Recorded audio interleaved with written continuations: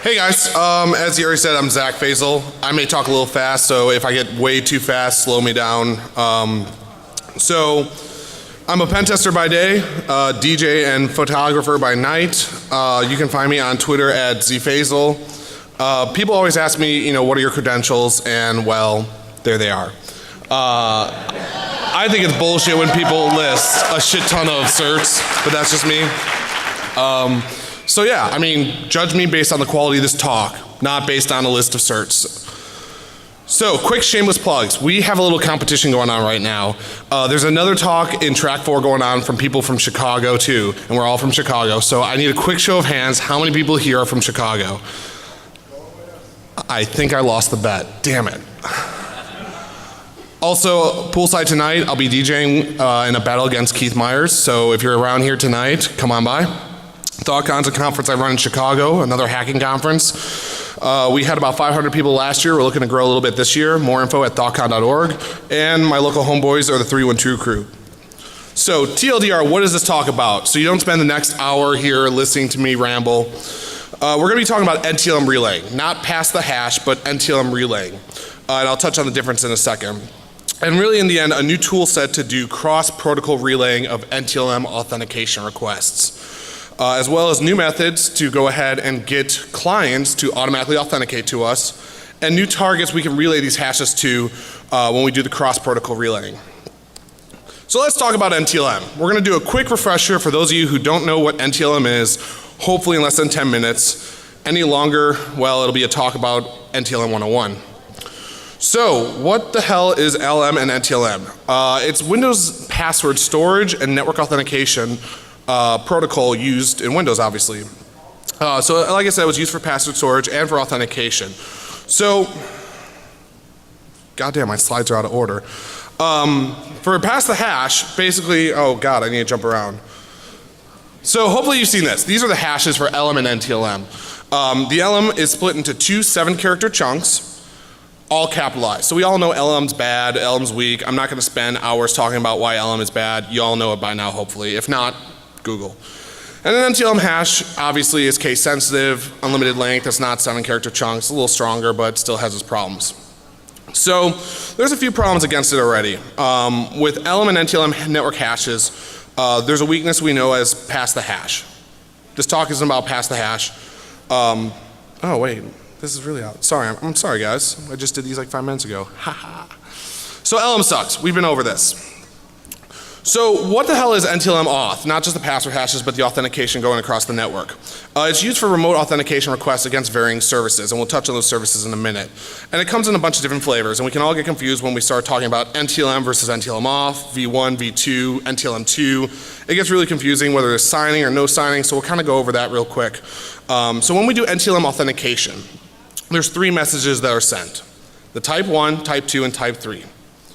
Type 1 message is the client goes to the server and says, I'd like to authenticate, and here's what I support. So as you can see, this is just a Wireshark capture chunked out a little bit, and it puts in there what the supported flags are as to how we can communicate for authentication, as well as the workstation's name and the domain it belongs to. The server then responds with a type 2 message. Now if you notice in the type 1 message, we don't know who this user is yet. They just ask to connect and want to know what's supported. So when the server responds, it uses the NTLM challenge, which is a server response challenge. This changes every time. And here in the screenshot, you'll see the static challenge that's used mostly for rainbow tables. So server responds with a type 2 message saying, all right, here's what I support. Here's my domain name, here's my host name, and here's its challenge. Use this challenge to salt your password hash with, so it's unique every time and you can't replay it back over and over and over in the same request. So then the client authenticates with a type 3 message. The type 3 message is basically the server challenge hashed with the password hash for the NTLM hash, along with the username, workstation name, and domain it belongs to, session key if it's using session signing, and other flags to state what the session is going to be supported for the authentication. So that's NTLM version 1. NTLM version 2 is pretty much the same, except it adds additional parameters into the password response, as well as a client challenge. So we couldn't, as a prevention against rainbow tables, the client uses randomness to break the rainbow tables. So we went over that. So this is all great and dandy, but we've got one more thing we need to talk about, which is Windows integrated authentication. So Windows integrated authentication is what's used in Windows in order to make sure that you don't have to keep logging in over and over with your password to connect to various services. So if you think of every time you're on a domain, you connect to a network share or an internal web server, it doesn't ask you for your password over and over. It just queries the API and gets the information back from it as to what I should use to authenticate. So for HTTP, it obviously protects against that using trusted security zones. Has to be within the trusted sites or an internal site, which is checked by only having a one-word name, not a full domain name. Now, the interesting thing about this, though, with a one-word domain name, and again, this has all been covered before, I'm just doing a quick refresher, is that the one-word domain name does a search. It first looks for the DNS name from a DNS server, then tries it with the host or the DNS host name and works its way back. So if your domain is domainserver.domain.net, it checks, word.domainserver.domain.net, word.domain.net, and then does an NBNS, which is a broadcast request for that domain name lookup. And basically asks the network, hey, I'm looking for http://name, do you know who name is? And broadcasts across the local network, it's known as NBNS. As well as SMB everywhere, as I was saying. There's no restrictions where it automatically authenticates with SMB, it just automatically authenticates. And so we can see there's some problems with this if we're able to take and relay this. So there's some known issues, like I said already about this, the pass the hash stuff. Pass the hash uses the NTLM hash. As we look at the protocols for NTLM, the NTLM hash is used, not the original password. So all we need is the NTLM hash. Now we can access the NTLM hash using various tools in Windows to gain access to the local system password store as well as memory and access these password hashes from there. This is all covered in various other talks, but just a quick refresher to kind of show the differences. But the thing with this is it requires local admin access typically on the system. With this, when it gets to local admin, you need to have existing access, obviously. You're not starting as a guest in order to access the local memory store or the local password store. So what is NTLM relaying? Well, how is it different from pass the hash? And everyone was asking me this over and over and over. Oh, you're talking about pass the hash? No, we're talking about NTLM relaying. So NTLM relaying requires no existing access on the network or on the system. Basically, you get network connectivity either internally or externally, and you start as a guest. No credentials, no access to no systems. And it basically relays those authentication requests. Now if we step back to where we talked about the type 1, type 2, type 3 message, there's no kind of verification that the host calling or the destination host is the one you meant to talk to, and the host just kind of authenticates to it. So what we do then is we set up a rogue server to take these authentication requests in and relay them to another target server. So this has been around for a while, the NTLM relaying. It's nothing new. All of you are probably like, okay, we've heard about this, it's great. Why are you different? So let's tell a little story. So back in '96 was when it first kind of came out in this paper called Weakness in CIFS Authentication by Dominique. That's kind of where they first talked about NTLM relaying as a possibility. In 2001, it really got traction with DILDOG. Actually, it was in 2000 was DILDOG's Telnet NTLM replay and SerDisic's SMB relay, in which it did relaying back to NTLM or Telnet, relaying the authentication back, and you use the weakness in IE where you could say telnet : the IP and it automatically authenticate. And then SMB relay took advantage of bouncing SMB requests to other hosts as well as back to itself. It finally took until 2008 that Windows patched the weakness where you could bounce a NTLM authentication request back to itself. And that was in MS-08-068. And so we couldn't bounce NTLM requests, network requests back to itself, but we could bounce them to other hosts still because of the way the protocol is designed. So in 2008, a guy who goes by the handle of Kurt, did this talk at DEFCON about NTLM is dead. And I thought that was one of the best talks that year because its impact on corporate environments is great. We could talk about mobile phones and how it affects everyone, but really the core data in corporate environments, it hurts. So he talked about writing this tool, does NTLM relaying over HTTP. And he talked about the potential of doing it with, as an SMB server as well to get these authentication requests. And so this was actually screenshotted 2 days ago. it's still an open case on his Squirtle application.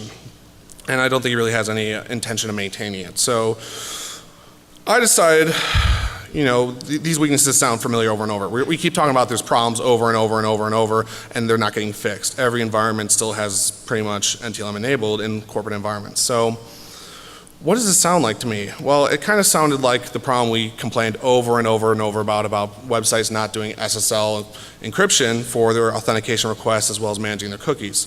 So in 2010, Firesheep came out. Most of you are probably familiar with this. It was a way of capturing cookies and using the sessions that I was able to capture over Wi-Fi or over sniffing of the network and impersonate these users. And I asked myself, why did this have so much traction? Why did this all of a sudden make everyone change? Well, because it was so easy to use.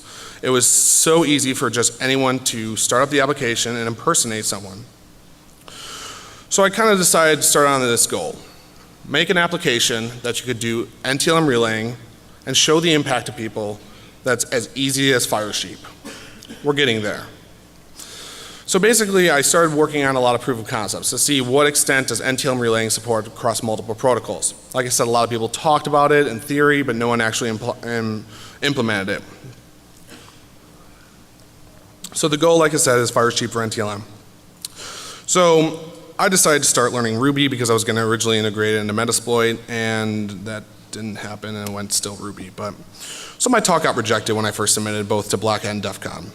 But not just did it get rejected, but I got a fake acceptance email. A friend thought it'd be funny to troll me. What a douche. He had a friend who actually took and had his talk accepted and sent the actual content of the email and forwards the, headers to be from Nikita.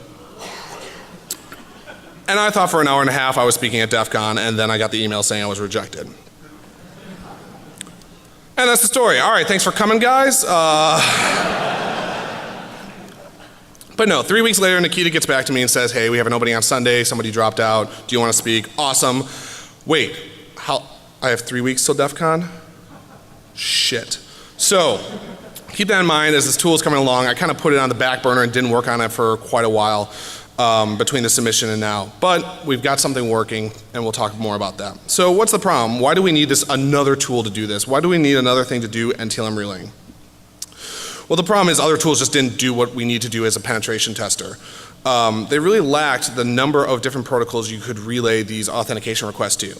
A lot of them were SMB to SMB, HTTP to SMB, and no one was really branching out of that HTTP and SMB world. No one was going to LDAP, MSSQL, or even testing remote desktop or other stuff or VPNs. And I thought, you know what? The other big problem is that all of them sent it to one place. And we'll talk about why in a second. But they all forwarded every single request to one destination. That's noisy as all heck. We're getting users, we're getting machine accounts, and we're just sending all the authentication to one target.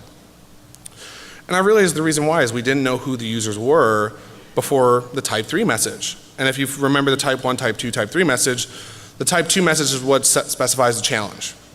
The challenge is unique to every session. Now, I don't know who that user is until they send their type 3, the last message. So I don't know what response from what server to relay onto them. Well, why aren't any other tools doing this? And so I looked more into the protocols of SMB and HTTP, and well, we'll talk about that in a second. Oh, and it's not going away. Windows 8 and Windows 2012 still supports NTLM by default.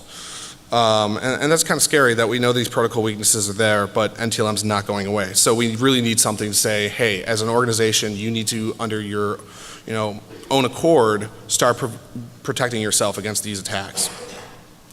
So I wanted to be a problem solver.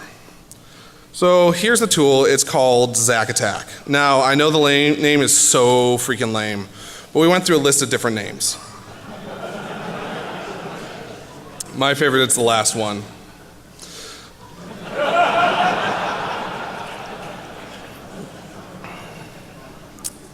So what's in this tool? And I'm blowing through these slides fast, so hopefully I have enough to keep you guys entertained for a while. So really, in this tool, there's a few different components. And we'll talk about all these components separately and how they integrate. So first of all, there's an HTTP and SMB server.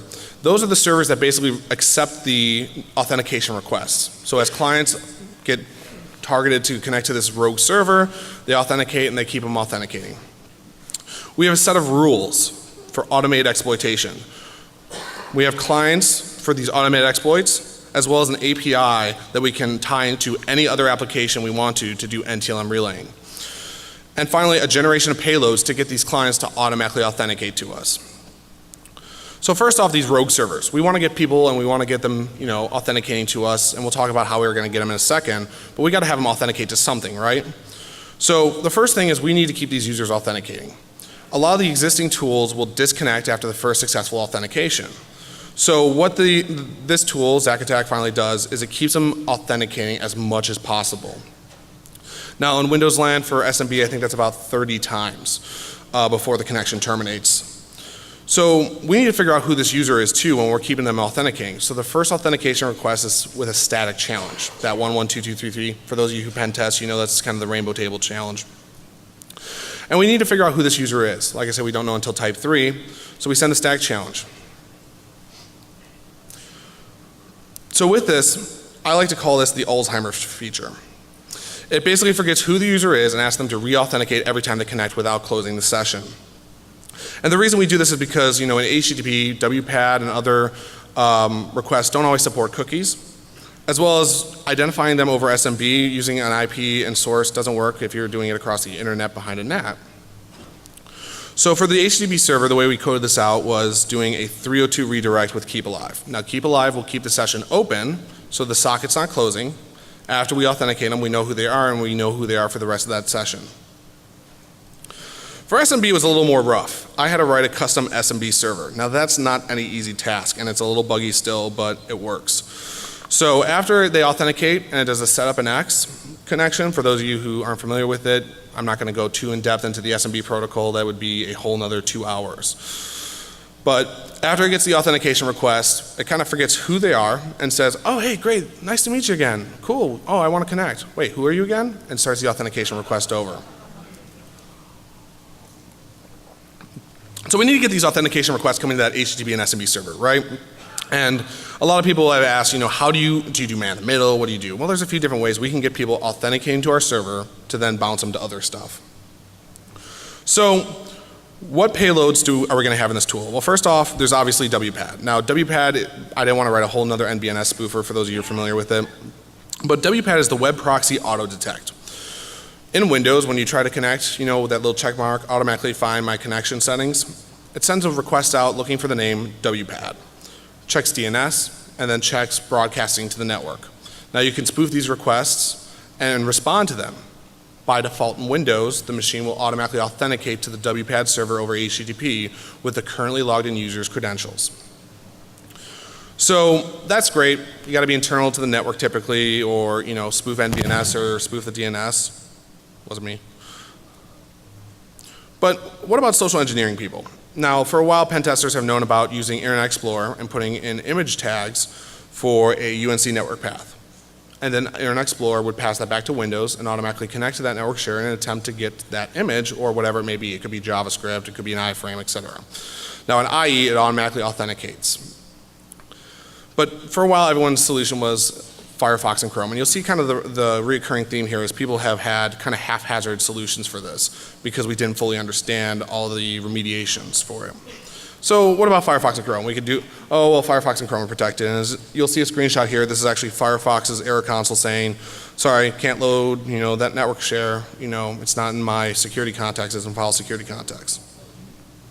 So that's been the case until now. So that's one of the cool new things about this tool is that for Firefox and Chrome, we found out that you can force downloads, obviously setting headers for forced download, and all of a sudden, you open it from your temp folder or you open it from your desktop, and you're now in the file security context.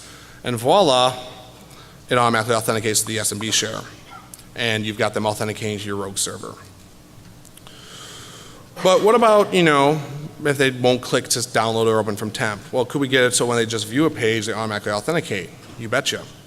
So it turns out there's these things called plugins for Firefox and Chrome. And these plugins phone back to other applications, so on and so forth. And it turns out that QuickTime is the one that I kind of came across as most often installed by users by default. There's probably dozens of other extensions, but most commonly you'll see people with iTunes with their iPhones and all, and QuickTime installed with it. So as I went through the list of different applications that QuickTime kind of popped up, I thought, well, how do I get QuickTime to connect to a rogue network server to get the users logged in or username and password? And so after a little tinkering, we found out that you can put a playlist together with a UNC network path, and they'll automatically authenticate and it'll bypass the local security context. So need to do a little more work into other plugins. But for now, really QuickTime I think is one of the bigger impacts for that. So another way we can get people to automatically authenticate to our rogue server is over emails.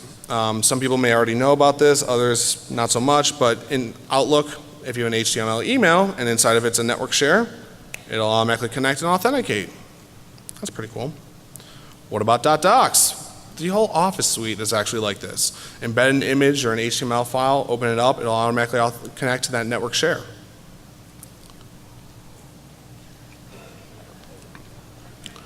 One of the other things is the desktop.ini files. Now this again wasn't made as well known, but it's been out there, is that you can generate desktop.ini files to say that the icon resource or the wallpaper for that folder is a network share. And again, the system will automatically connect, attempt to get that icon, and log in with the currently used credentials. And LNK network shortcut files. You can set other parameters in there to automatically connect. So the tool set automatically creates these desktop.ini files, automatically creates the HTML files, really quick, really easy. And obviously the last one is man in the middle. You can redirect NTLM authentication requests or inject HTML content in the page. While the tool doesn't do this, it helps with it. But that's the ways you can get clients connecting to these rogue servers to do the relaying. So the existing tool sets out there that do NTLM relaying over SMB or HTTP, you can use all these today to go ahead and use other tools to get them authenticating to you. So one of the cool things that I thought about Squirtle, the tool I kind of used as a starting point for this, was that it did API requests where you could use any tool you wrote to get these type 2 and type 3 messages. And so with the type 3 messages, that's the final authentication request. You need to pass the type 2 to the API and you get the type 3 back. So I wrote up an API quick so you can use any tool set you want, any tool you can modify the source code of, and use the rogue servers to connect. Well, that's great, but that requires you to have some interaction when you're a pen tester or you're testing people. So what I wrote together that's new for different than any other tool is a set of rules. All the other relay tools, like I said, forward everything to one source, and now we're identifying who these users are. So to really show the impact, I wanted to have it so with one click, like I said, in 60 seconds, you could get domain admin. So with that, you know, we write these rules out then in the new application to say, when we figure out this user belongs to a group and they may have access over here, do something automatically when they connect. No longer do we have to try to get them to connect and wait and hope they come back around, but as soon as you see a user, do this. So the rule set's pretty simple, and I'll show it in the UI in a little bit. If a user is in a certain group, then use this module, whether it be whatever the client is, SMB, HTTP, etc. We good? I just hear fuzz. I didn't touch anything, I swear. Okay. So, no, we're not so good. Better? Okay. Swear I didn't touch it. So we write these rule sets basically to say if a user is in this group and they're in this module to perform this action against these targets. And should we do it just once or per every user? But I'll show that in a second. So the rule sets kind of go through this sequence of automatically looking for these API requests, looking for these unruly rules, and keep doing it. Keep going through this until it times out. And if it times out, keep the user authenticating by, you know, not letting them time out and disconnecting them, but doing a stack challenge. So the things we can connect to, we've always had this kind of grid showing that, you know, you can use SMB to connect to SMB, HTTP to connect to HTTP, HTTP SMB, so on and so forth, doing the NTLM relaying. So the problem was that people didn't touch a lot of other protocols. And so I decided to take and look at other protocols. LDAP, MSSQL. Now I'll touch on why LDAP is kind of awesome in a minute, but MSSQL, cool. We can get databases, we can get access to the data, awesome. So SMB with the clients, we wanted to do some actions automatically as soon as we connected. So one of the big things is there's no tool out there to enumerate users and groups. Well, sorry, I take that back. There was no tool. There is now through Metasploit, which was released at Black Hat this year. Two of us were working on kind of separate projects and weren't talking and didn't know about each other either. But so you can enumerate users and groups. Now you may be like, why does it matter? I can enumerate stuff, whatever. Well, as a penetration tester, it's one of those things you can figure out the administrators of and the local administrators group, as well as further information about what groups and what users you need to target. Cool, great. We can do NTLM relaying and do enumeration. We can also access file shares. We can execute commands. But this is great and all, but we can't connect to domain controllers. And the reason being is that most domain controllers by default have SMB signing. Now for those of you who aren't familiar with SMB signing basically uses the original NTLM hash to sign the session, and so every packet is signed.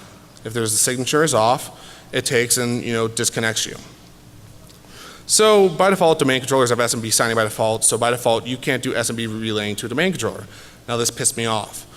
I had to figure out there had to be some way we could get there really fast, really easy. So I'll come back to that. Turned out LDAP is enabled by default on domain controllers, yes, and uses NTLM authentication, it turns out. And that's cool, that's great. But we couldn't change passwords because typically it requires SSL, and SSL is enabled in LDAP unless there's a certificate of authority set up for the domain. So great, we can also do this. It's written in the tool that you can change user passwords, reset users, add users, enumerate the domain, all that cool stuff. But the really cool thing is without SSL, without any of this, using NTLM relaying, we can add users to groups. So if as a tester you're able to take and connect and get another user's account, we can take and add them to a domain administrators group if we get a domain admin and so on and so forth. But going back to SMB real quick. One of the other cool things about this tool that kind of bugged me was that we always had to use certain tools to do this. So on the plane ride down here, I decided, hey, I'm going to tinker with some stuff. It's 4 hours from Chicago, give or take. It's United, so it'll take a little time. So took and wrote a SOX proxy. So for those of you who aren't familiar with SOX, it's a proxy that sends raw data back and forth, doesn't reparse it. But so on the way down, wrote a SOX proxy that does replacing the NTLM packets with the relayed data. And that's pretty cool. It's unique, new. And again, HTTP, we can relay it to SharePoint, some internal websites, great. All of this is kind of, that's cool, but you have to be inside the network. And a lot of people think that NTLM relaying is not a problem because you have to be internal to the network. But what about externally? Sometimes there's a SharePoint, but typically not too often. And so I thought about what's one thing that is most organizations have open externally that supports NTLM. And it turns out Exchange Web Services. For those of you who are not familiar with Exchange Web Services, it's a kind of an HTTP API that's usually on the same server as Outlook Web Access, so your webmail and all. And by default, it uses HTTP Negotiate, which supports NTLM. So with that, we're able to do relaying externally to an HTTP service, which is here, Exchange Web Services. So this becomes a little more scary as people have been talking about how you have to be internal to an organization to do relaying. We can now take and target mobile workforce users who are at a mobile hotspot, or target people over the internet if they don't have outbound firewall rules to connect back to a rogue SMB server, as we talked about the rogue server, and get them to auto-authenticate to this Exchange Web Services. And with this, we can pull all their emails, all their contacts, their calendar, anything you can do through Exchange Web Services. And why? Because everyone's got a mobile phone connecting back to Exchange Web Services and ActiveSync. I wish I had a drink because I would drink right now. The demo got fucked. And I'm going to get booed like no other, but oh, thank you, sir.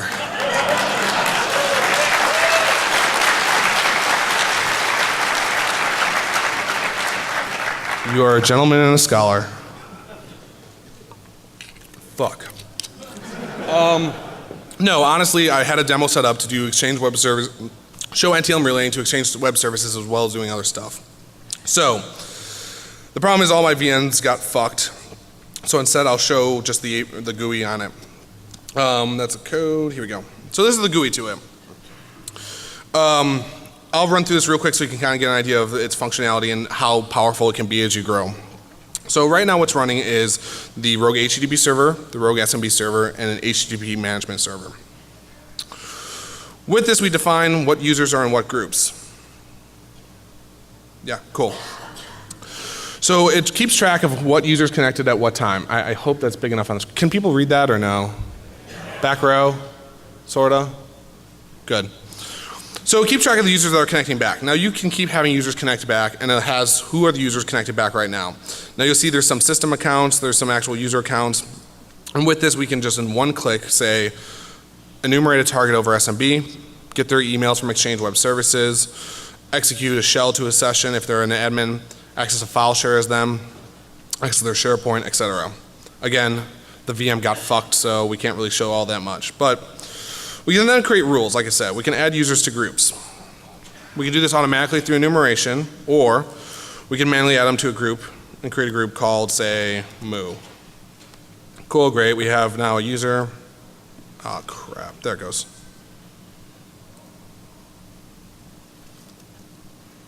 Like I said, the demo gods do not like me.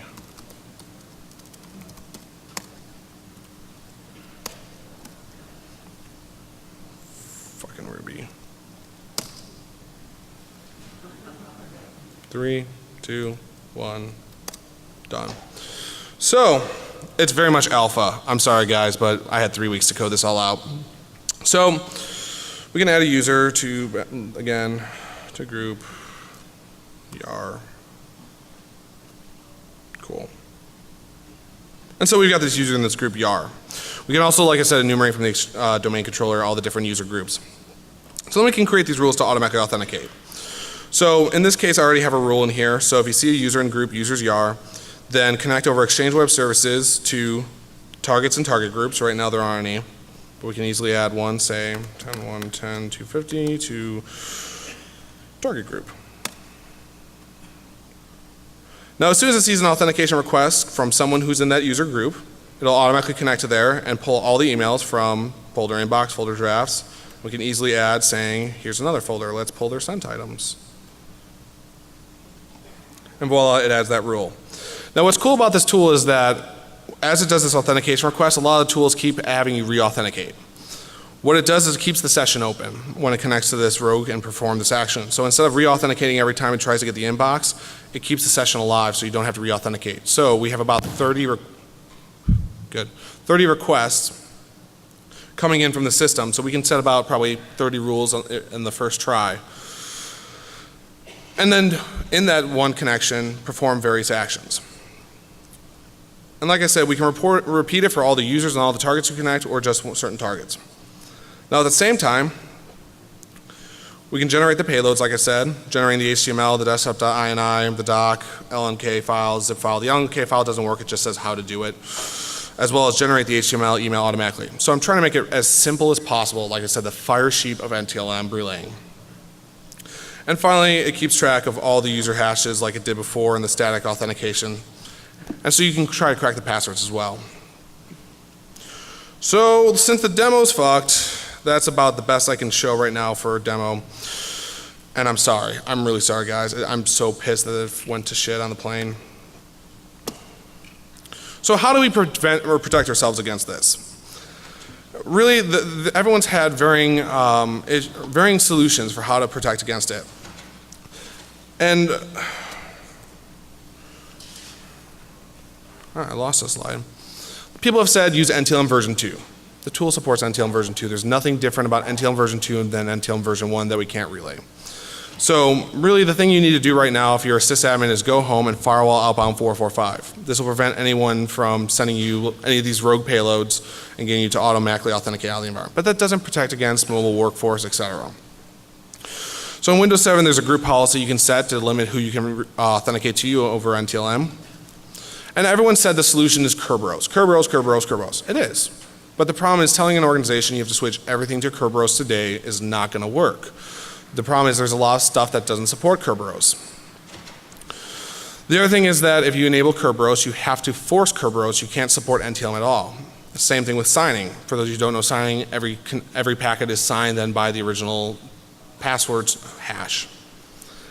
So with SMB signing, LDAP signing, HTTP, extended authentication, it all has to be forced, not just supported. And that's a big misconception that people have is that I enable signing, that should be fine. You have to force it, which in turn breaks a lot of stuff. So before you go out there trying to fix NTLM relaying and NTLM issues in your organization, test, because it'll break a lot of legacy stuff.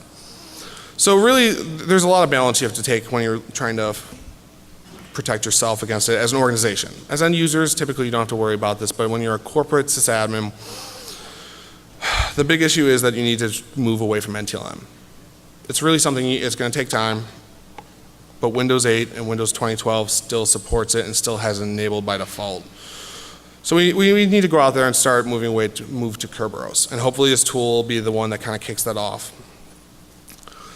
So the code will be posted on Tuesday when I get back home to this website, GitHub, all this stuff. It's all, this website URL, in case you don't want to take a photo or write it down, is on the DEFCON DVD as my slides. Check it out if you haven't looked at it yet. Otherwise, if you have any questions or want to tell me how shitty my talk is and how shitty the demo was, there's my email and you can bitch at me on Twitter. So.